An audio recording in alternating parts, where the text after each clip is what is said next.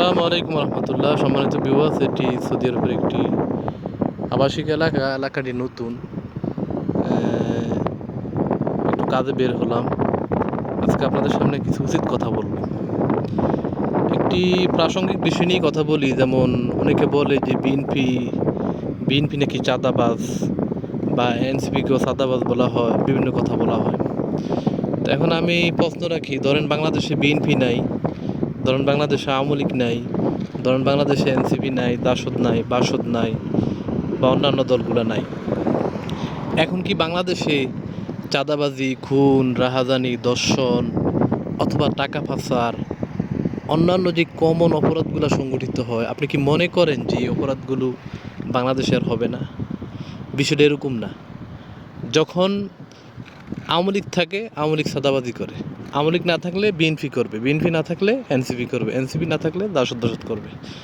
অর্থাৎ যেই সমাজে শতকরা 95% মানুষ হচ্ছে অপরাধপ্রবণ এবং আবেগী, তারা সুযোগ পেলেই বিভিন্ন ধরনের অন্যায় করে বসে, সেই সমাজে যেই আসুক এই অপরাধগুলো আপনি কখনোই দূর করতে পারবেন না যদি পুরো সমাজ ব্যবস্থাকে আপনি পরিবর্তনের চেষ্টা না করেন।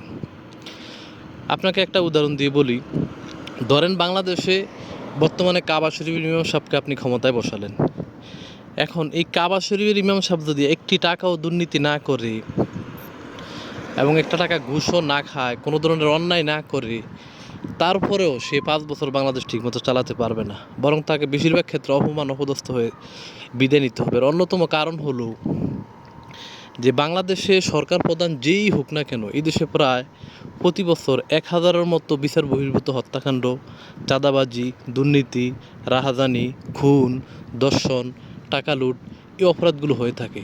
এখন সমস্যা হলো, সরকার প্রধান যেই হয়, সে ইচ্ছায় হোক অনিচ্ছায় হোক বা নিজেকে টিকিয়ে রাখার জন্য সে নিজেও এই ধরনের অপরাধের সাথে জড়িত হয়ে যায়, এবং সে অপরাধ না করলেও সব অপরাধগুলো তার মাথায় গিয়ে, তার মাথার উপরে গিয়ে পড়ে।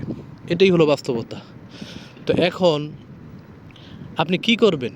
পুরো সমাজ ব্যবস্থাকে পরিবর্তনের জন্য অবশ্যই কী করতে হবে? পুরো জাতিকে শুদ্ধিকরণ অপারেশন করতে হবে। সেটা করতে হবে শিক্ষা, কঠোর আইন শৃঙ্খলা, এবং শিক্ষার মাধ্যমে, কঠোর আইন শৃঙ্খলার মাধ্যমে এবং ধর্মীয় মূল্যবোধ সৃষ্টির মাধ্যমে সেটা আপনাকে করতে হবে। এটা যদি না করেন, এবং একজন কঠোর শাসক হতে হবে। বাংলাদেশ কখনোই নরম মানুষ দ্বারা বাংলাদেশ শাসিত হবে না। কারণ এই দেশ যারাই শাসন করতে এসেছে, যারাই ভালো করুক অথবা খারাপ করুক, কারো পরিণতি ভালো হয় না। একবারে শেরেবাংলা একে ফজলুল হক থেকে শুরু করে মাওলানা হামিদ খান বাসানি, শেখ মুজিবকে সহপরিবারে হত্যা করা হয়েছে, জিয়াউর রহমানকে হত্যা করা হয়েছে, এরশাদ 9 বছর রাষ্ট্র চালিয়েছে, তাকে 10 বছর কারাদণ্ড ভোগ করতে হয়েছে। শেখ হাসিনার পরিণতি আপনাদের সামনে, আবার সামনে যে আসবে তার পরিণতি যে অত ভালো হবে সেটাও কি কোনো গ্যারান্টি নেই। এই খুবই স্পর্শকাতর জায়গা। কারণ হচ্ছে সমাজের মেজরিটি পার্সেন্ট মানুষ হচ্ছে অপরাধপ্রবণ, এবং সমাজের বেশিরভাগ মানুষ হচ্ছে বেশিরভাগ মানুষ হচ্ছে খারাপ। 100 জনের ভিতরে আপনি 5 জন মানুষ পাবেন ভালো। এখন আপনাকে কি করতে হবে? এই ভালো মানুষের সংখ্যা অবশ্যই বাড়াতে হবে। সেটা কিভাবে? সেটা রাজনৈতিকভাবে হতে পারে, অরাজনৈতিকভাবে হতে পারে, এবং সেটা ধর্মীয় মূল্যবোধ এবং ইসলামী শিক্ষার মাধ্যমেই সেটা সবচেয়ে বেশি কার্যকরী হবে। এইগুলা না করে আপনি যতই লাফালাফি করেন, ফাড়াফাড়ি করেন, দল বদল হবে, কিন্তু আমাদের কি হবে না? আমাদের ভাগ্যের কোনো পরিবর্তন হবে না।